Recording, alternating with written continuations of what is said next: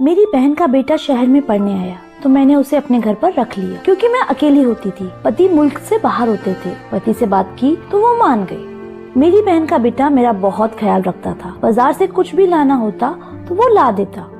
फिर मैं एक दिन बीमार हो गई और फिर मेरी बहन का बेटा कहता कि अब आप आराम करना। रात को वो मुझे दूध के साथ दवा खिलाकर चला जाता। जब सुबह उठती तो मुझे बहुत सुकून होता। एक दिन मेरे पेट में बहुत दर्द हो रहा था।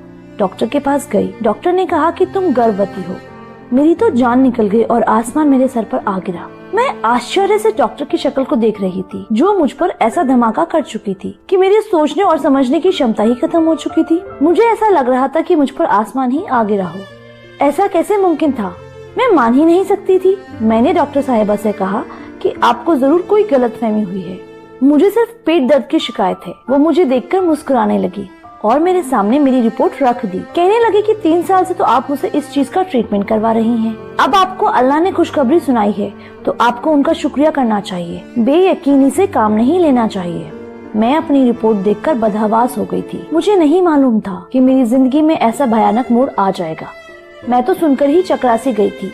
मेरी शादी को 4 साल हो चुके थे। मेरे शौहर की नौकरी बाहर के मुल्क में थी। वो साल में बस चंद महीनों के लिए ही पाकिस्तान आते थे और उस वक्त मेरी ख्वाहिश थी कि उस दौरान मैं उम्मीद से हो जाऊं ताकि मेरा दिल बच्चे में लग जाए। लेकिन हर बार मुझे मायूसी का ही मुंह देखना पड़ता था।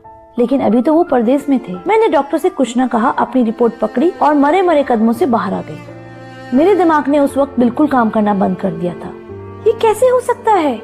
मैं और माँ। मेरे घर से क्लिनिक का रास्ता बस 1 गली की दूरी का था, लेकिन मुझे अपने कदम इतने भारी लग रहे थे जैसे मेरे कंधों पर कोई बहुत भारी बोझ डाल चुका हो। हम 2 ही व्यक्ति थे। घर में दूसरा तो कोई था नहीं। एक मैं और दूसरा माजिद, मेरी बहन का बेटा। मेरा दिमाग मुकम्मल तौर पर सोचने से कमजोर हो चुका था। क्या सोचती, कैसे सोचती? माजिद मेरा सगा भांजा था, मेरी सगी बहन का बेटा।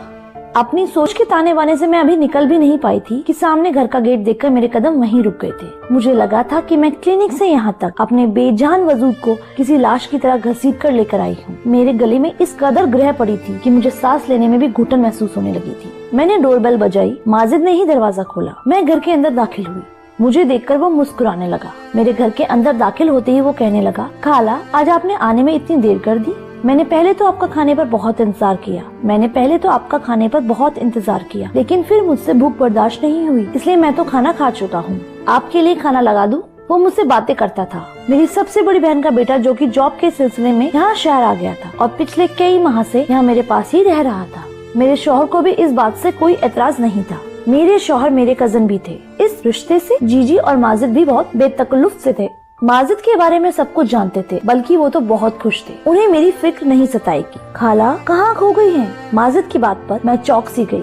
मैंने कहा, कुछ नहीं, मुझे भूख नहीं है, सर में दर्द है, मैं अपने कमरे में जा रही हूँ। मैं माजिद से यह कहकर अपने कमरे में चली गई। अपनी रिपोर्ट दराज में रखी और अपना बेजान वजूद लिए बेड पर बैठ गई। मेरी सोच खत्म हो चुकी थी। माजिद मेरा सगा भांजा था, मेरी बहन का बेटा। उसके बारे में मैं ऐसा सोच भी नहीं सकती थी। मैं बहन भाइयों में सबसे छोटी थी और आपा सबसे बड़ी।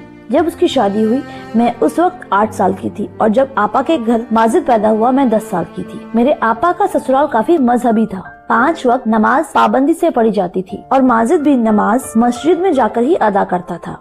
ना मुझे अपनी आपा की तबीयत पर शक था और न ही माजिद के किरदार पर शक कर सकती थी। लेकिन जो रिपोर्ट मेरे हाथ में थी, मेरा सारा शक माजिद पर ही जा रहा था, क्योंकि मेरे और माजिद के अलावा घर में कोई तीसरा आदमी था ही नहीं जिस पर मुझे शक होता।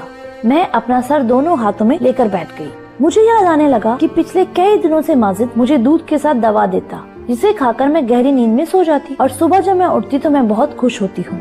क्या माजिद मुझे नींद की दवा देता है और मेरे सोने के बाद कुछ करता है? टिप टिप आंसू मेरी आंखों से गिरने लगे। मेरे गले में आंसुओं का गोला था, जिसकी वजह से मेरे अंदर घुटन सी बढ़ती जा रही थी। क्या सगे रिश्ते इतने नापायदार हो चुके हैं कि हवस के आगे कुछ भी नजर नहीं आता? मैं उसकी खाला हूँ, यानी कि माँ की बहन, मतलब माँ ही हुई। वो मेरा खास है, मेरा उससे पर्दा भी नहीं है। कैसे वो मेरे बारे में ऐसा सोच सकता है? कैसे उसका दिल उस गुनाह के लिए मान सकता है? मैं बहुत रो रही थी। इसका अंदाजा शायद कोई लगा ही नहीं सकता था जो मैं सह रही थी। एक नाकाबिले बर्दाश्ती हालत थी। मुझे याद आने लगा कि जब वो बचपन में आपा के साथ में होता था तो मेरी गोद में आ जाता था। अपनी तोतली जुबान में मुझे खाला के बजाय ताला ताला कहता था। मैं सबसे छोटी थी और वो आपा की सबसे पहली औलाद। इसलिए मायके में उसका सबसे ज्यादा वक्त मेरे साथ ही गुजरता था। तब मेरी शादी होने वाली थी, तब वो नया नया कॉलेज में गया था। मुझे मजहर के नाम से बहुत चिढ़ा करता था, कहता था कि आप इतनी खूबसूरत मनमोहिनी सी हैं, और वो एक लंबे चौड़े गबरू जवान से, और ऊपर से हैं भी बहुत गुस्से वाले। खाला, मजहर अंकल आपके साथ बिल्कुल सूट नहीं करेंगे, आपके लिए तो कोई मुझ जैसा स्मार्ट सा लड़का अच्छा लगेगा। हर वक्त वो मुझे मजहर के हवाले से छेड़ता रहता, हंसता रहता, मजाक करता था। मैं उसे बस घूरती रहती थी, और मेरी और उसकी अंडरस्टैंडिंग भी बहुत अच्छी थी। जब वो यहाँ आया था, मुझसे देर रात तक बातें करता रहता था, हंसता था, मजाक करता था। अब भी यही कहता है कि मुझे लगता है कि मजहर अंकल ने प्रदेश में किसी मीम से शादी कर ली है, तभी तो वापस आने का नाम नहीं लेते। जब मैं उसे गुस्से से घूरती तो हंसने लगता। उसे देखकर कभी मुझे ऐसा नहीं लगा था कि वो मेरे साथ ऐसी घटिया हरकत भी कर सकता है।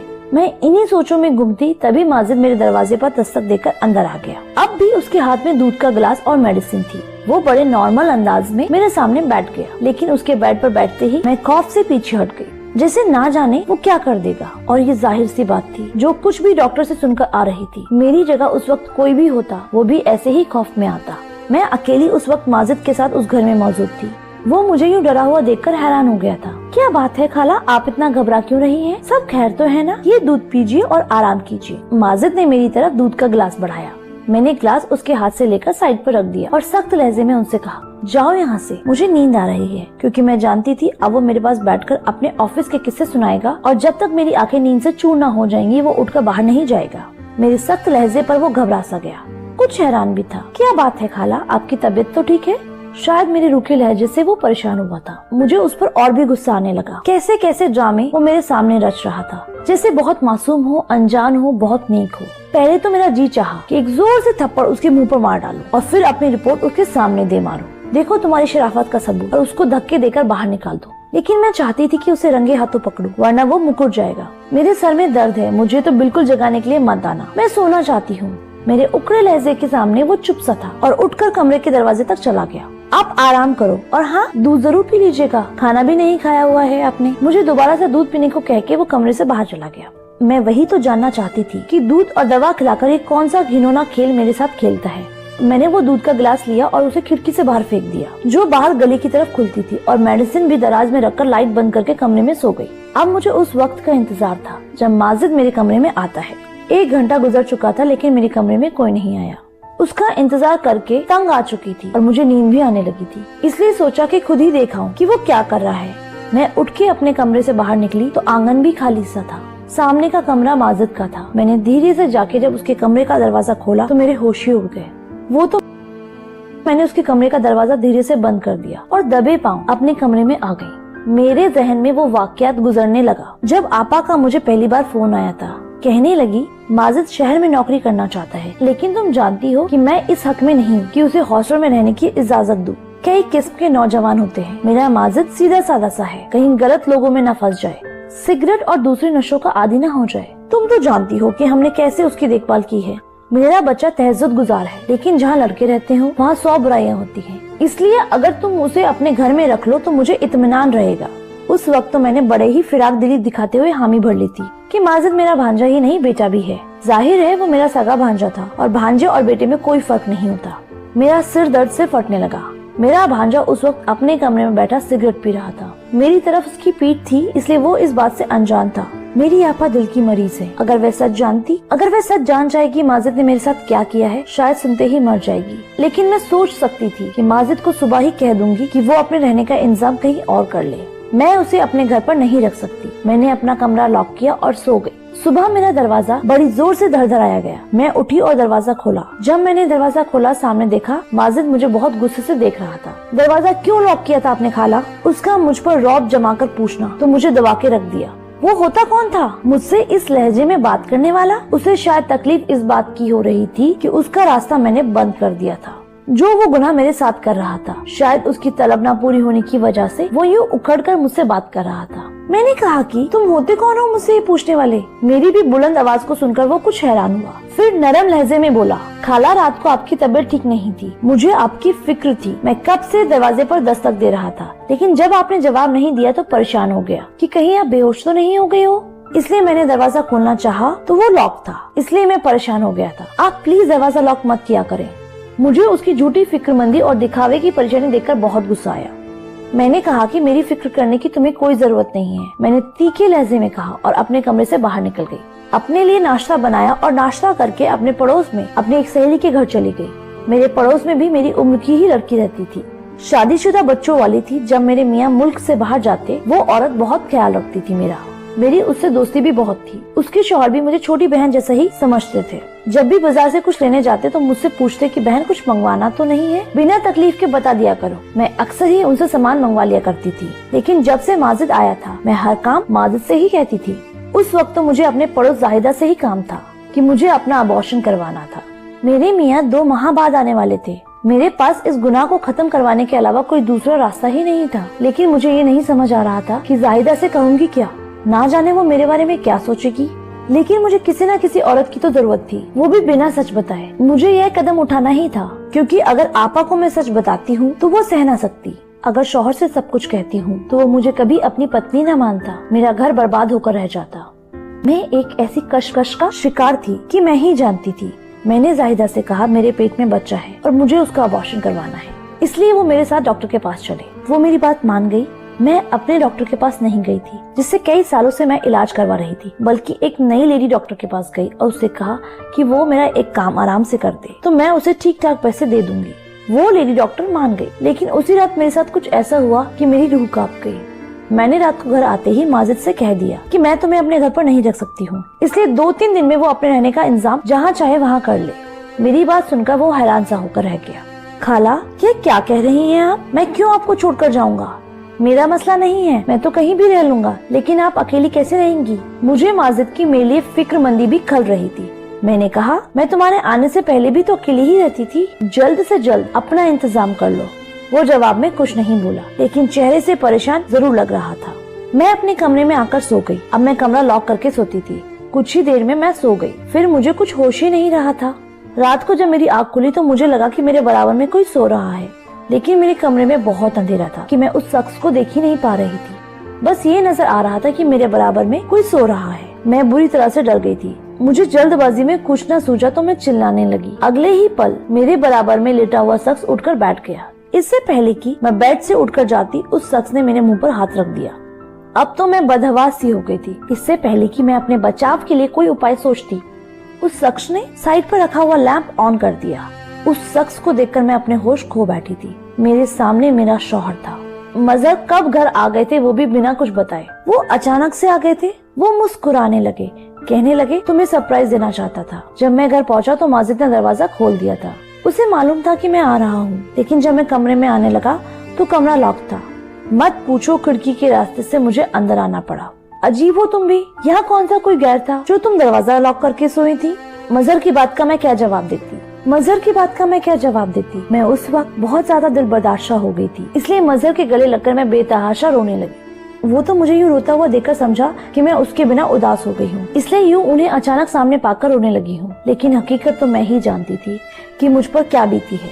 वो मुझे तसल्ली देने लगा। सुबह जब मैं उठी तो मजहर अभी भी सो रहे थे। मैं बहुत परेशान थी। आज मुझे डॉक्टर के पास अबॉर्शन करवाने जाना था, लेकिन मजहर की मौजूदगी में ये मुमकिन नहीं था। अब मैं यह सोचकर परेशान थी कि मजहर से क्या बहाना बनाऊंगी, कैसे बात छुपाऊंगी।